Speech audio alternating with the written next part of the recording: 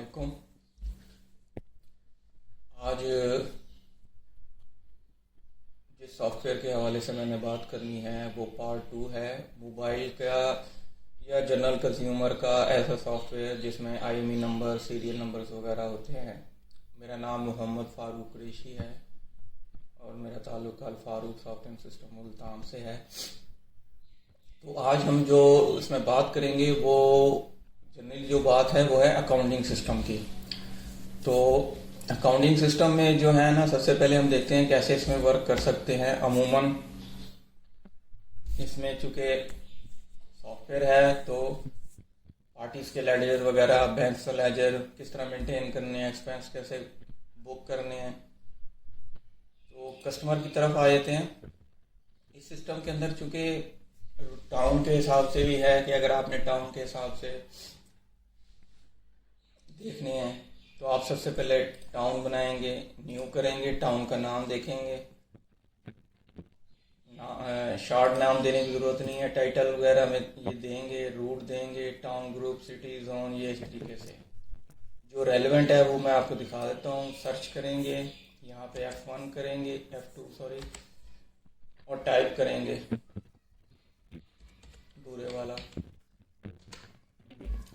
तो ये बुरे वाला बन गया है। रूट एक ही रखा हुआ है, ये इसमें रूट एक्स्ट्रा नहीं बन सकते। तो ये बुरे वाला है, सिर्फ यहाँ पे नाम देंगे और इसको सेव कर देंगे, बस इस तरीके से है। उसके बाद हम जाएंगे कस्टमर कोडिंग पे।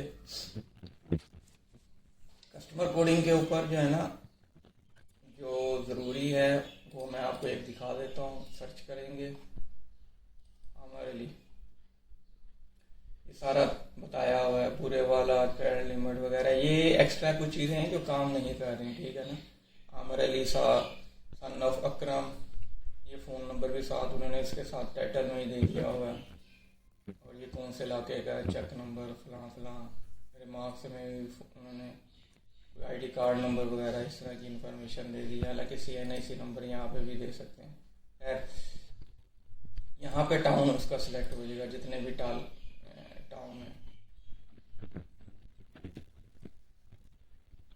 बनाना कैसे है, न्यू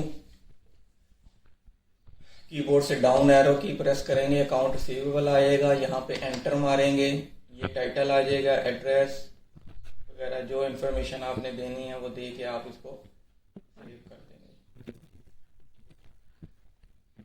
उसके बाद वोचर्स में 3 तरह के वोचर्स हैं, कैश पेमेंट, कैश रिसीट और जनरल वोचर। कोडिंग में एक चीज रहेगी, वेंडर। बेसिकली वेंडर ये होता है जिससे आप माल खरीदते हैं और प्रोडक्ट को उसके साथ लिंक कर सकते हैं आप। तो फर्ज किया सैमसंग आप कराची से खरीदते हैं, अली अमीन, तो यहाँ पे अली अमीन दे देंगे। आप यहाँ पे सिंपल कर देंगे सैमसंग, खरीदते जिससे मर्जी हो। एड्रेस के अंदर डैश, एंटर, डैश, और टाउन के अंदर आप कोई भी टाउन सेलेक्ट कर लेंगे, ठीक है ना। देखते हैं पाकिस्तान नहीं है, तो कोई भी इसमें सेलेक्ट करके आप इसको सेव कर देंगे, तो ये एक वेंडर बन जाएगा। फिर इसके साथ थोड़ा सा इन्वेंट्री का दोबारा मैं बता देता हूँ। प्रोडक्ट कोडिंग जब न्यू करेंगे ना, तो यहाँ पे वेंडर आ रहा होगा, तो यहाँ पे आप वेंडर फिर उसका सेलेक्ट कर लेंगे रेलेवेंट। फिर इसी तरह से SSR बन जाती है। तो वोचर्स में आए थे, कैश पेमेंट वोचर। इसमें न्यू करेंगे तो जो करंट डेट होगी उसके अंदर ऑटोमेटिकली ये हर डेट के अंदर वोचर 1 से शुरू करता है। जैसे 13 है, अगर अब जैसे 14 होगी तो 1 से शुरू हो जाएगा। उसका फायदा ये होता है एडजस्टमेंट वोचर डालने में आसानी हो जाती है। जबकि इनवॉइस सीरियल नंबर ये सारा ये कंटिन्यूस चलता है, ये डेट पे डिपेंडेंट नहीं है। तो यहाँ पे F1 करेंगे और उसकी एंटरटेनमेंट, ये एंटरटेनमेंट डाला, कितने आएगी, 1000 रुपया। लेजर फोलियो, ये आपका जो मैनुअल खाते हैं जो जिन पे आप अगर मेंटेन कर रहे हैं, तो वहाँ पे जैसे उसका पेज नंबर 51 पे एंट्री डाली है, narration, purchase, T, bags and milk, ठीक है। एंटर हमारे की नई लाइन आ गई। अब यहाँ पे देखते हैं पेट्रोल का है, ये petrol and bike expense 1500 cash paid, ठीक है जी। फिर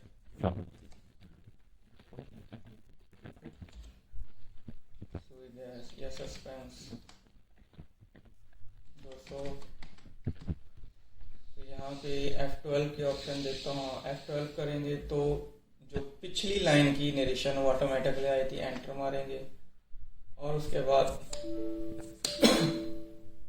सेव का बटन दबाएंगे यहाँ से या ऑल्ट एस प्रेस करेंगे तो ये वोचर डल जाएगा। अब इस वोचर को एडिट करना है, क्या है डेट का आपको पता होना चाहिए। जैसे लेजर है, हम क्या करते हैं कैश बुक या डे बुक में आते हैं, ये जिस तारीख में एंट्री डली हुई है आपको पता होना चाहिए। अब ये देखें, ये डेट डली हुई है, जो यहाँ से बड़ा कर सकते हैं, एंटरटेनमेंट एक्सपेंस, ये था जी 13 तारीख में कैश पेमेंट 1 नंबर वोचर, जो एंड में सीरियल नंबर आ रहा है ये है 1 नंबर 13 तारीख में। क्या करेंगे, सर्च, 13 तारीख ऑलरेडी है, 1 नंबर 2 दफ़ा एंटर मारेंगे, ये वोचर आ गया। अब इस वोचर को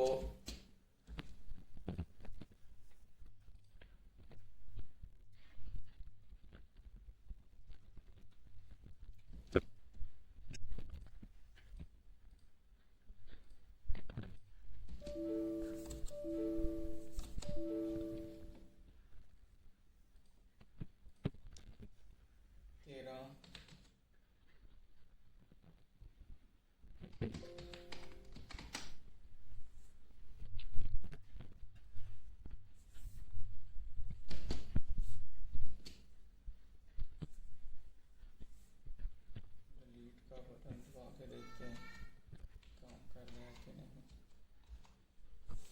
ये डिलीशन का इसके अंदर वर्क नहीं कर रहा है, इसको मैं चेक कर लेता हूँ। बहरहाल इसका आसान तरीका ये है कि आप यहाँ पे आके इसको 0 पॉइंट करके एंट्री इसको सेव कर देंगे तो 10 पैसे या 1 पैसे से डाल के भी कर सकते हैं। बहरहाल इसमें डिलीशन की एंट्री का तरीका है, वो जो भी यूज़र अगर वर्क करना चाहे तो पूछेगा तो मैं बता दूंगा उसको, या बच्चों के यहाँ से डिलीट भी कर सकते हैं, फ्रेश भी डाल सकते हैं। कैश पेमेंट का हो गया, उसके बाद है कैश रिसीट। कैश रिसीट का ये उसका रिवर्स होता है, एंट्री उसी तरीके से डालेगी। इसमें ये बता दूं कि डबल एंट्री सिस्टम है ब्रिटिश अकाउंटिंग, जिसमें डेबिट क्रेडिट लाजमी होता है। तो उसमें होगा क्या कि कैश पेमेंट और कैश रिसीव्ड वोचर में आप डेबिट क्रेडिट की एंट्री डालेंगे, कैश को वो खुद मैनेज कर लेगा। कैश का कोड उसमें है 26010001। जनरल वोचर में ये होता है कि दोनों एंट्रियां जो है ना यूज़र को देनी होती है। जैसे F1 करता हूँ, एंटरटेनमेंट 100 रुपया डैश, नरेशन लाजमी है, कुछ ना कुछ लाजमी डालना है आपने। अब अगर मैं यहाँ पे इसको सेव करूँगा ना तो ये कह रहा है debit credit total must be equal. तो यहाँ पे कैश की एंट्री नहीं डालेंगे आप, कैश को नहीं डालेंगे, अदर देन कैश की एंट्री होती है। तो फिर यहाँ पे मैं करता हूँ बैंक, देखते हैं कोई बैंक है, बैंक नहीं है तो हम एक और हेड इसका सेलेक्ट कर लेते हैं। कोई भी ये एंट्री समझाने के लिए मैं कर रहा हूँ आपको। अब जब मैं सेव करूँगा तो कह रहा है do you really want to save, yes करूँगा तो एंट्री सेव हो जाएगी। तो उसके बाद रिपोर्ट्स में आ जाए तो अकाउंट रिपोर्ट्स के अंदर अकाउंट लेजर है। जैसे यहीं पे मैं ये पहला जो अकाउंट है इसको सिलेक्ट करता हूँ, डेट कोई पुरानी डाल के चेक करते हैं इसका लेजर। तो ये लेजर आ गया जनाब। जैसे होता है date, voucher, type, BR, narration, ये नरेशन जो आप डालते हैं, डेबिट क्रेडिट, और ये लेजर, ये इसका बैलेंस आ गया। इसी तरह से रिपोर्ट्स के अंदर कैश बुक है, कैश बुक के अंदर वो एंट्रियाँ आएंगी जो कैश में डली होंगी। ये एक्सपेंस की एंट्रियाँ डली हुई हैं पेमेंट्स की, तो वो ये यहाँ यहाँ पे आ गई, रिसीट्स की होंगी तो यहाँ पे आ जाएंगी और कैश इन हैंड ये हो जाएगा, यानी receipts plus opening balance, debit ये क्रेडिट में है और ये फिर क्लोजिंग बैलेंस आ जाएगा उसके हिसाब से। कैश बुक आ गया, ये बुक में सारी एंट्रियाँ आती हैं, कैश की क्रेडिट जितनी होंगी सारी आ जाएंगी। डे बुक का लेजर है, जनरल बुक है, account monthly comparison, account receivable payable, trial balance, selected से मुराद ये है कि इसको देख लेते हैं ये क्या है, इसमें एंट्रियाँ आपको, ये जिसमें अकाउंट में बैलेंस होगा उस डेट के अंदर का ये दिखाएगा आपको।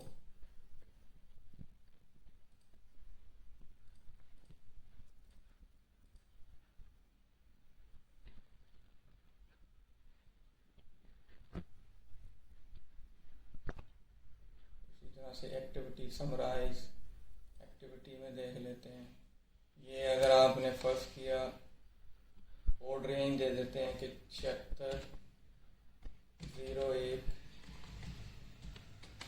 99 और 01 01 2001 से रिव्यू करा दें तो इस तरीके से आ जाएगा ट्रायल। एक तो सिलेक्टेड अकाउंट जो है वो आ जाएंगे, ओपनिंग, डेबिट, क्रेडिट, इन दोनों का डिफरेंस और क्लोजिंग क्या है। ये मुख्तलिफ इस तरह से अकाउंट्स की रिपोर्ट हैं और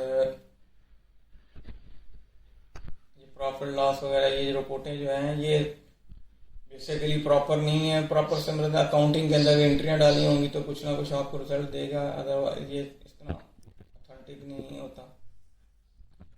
और इस तरह से ये इन्वेंट्री की रिपोर्ट्स भी हैं, multi invoice, daily reports, product ledger, sale purchase, reorder, miscellaneous, inventory register, profit product wise, ये बहुत अहम रिपोर्ट है। प्रॉफिट प्रोडक्ट वाइज में आप वेंडर के हिसाब से भी कर सकते हैं और 01 01 2001 से इसको व्यू करते हैं, ये वेंडर के हिसाब से आ जाएगा। आइटम कितने बिके, सोल्ड क्वांटिटी, उसकी ग्रॉस वैल्यू यानी परचेज के साथ उसको मल्टीप्लाई किया, ये डीपी वैल्यू 100% प्रॉफिट आ रहा है इनकी। उन्होंने ये सेल प्राइस तो आ रही है लेकिन डीपी से मुराद है परचेज प्राइस नहीं दी हुई है इन आइटम्स की मेरे ख्याल से, इस वजह से ये नहीं आ रहा। तो ये इस तरह से आप किसी भी डेट की प्रॉफिट की रिपोर्ट निकाल सकते हैं। अगर डिस्काउंट दिया हुआ नीचे डिस्काउंट और ये हो जाएगा। तो ये सारे एक ओवरव्यू था अकाउंटिंग का और रिपोर्टिंग का। तो उम्मीद होगा कि चीज़ें क्लियर रही होंगी इंशाल्लाह ताला।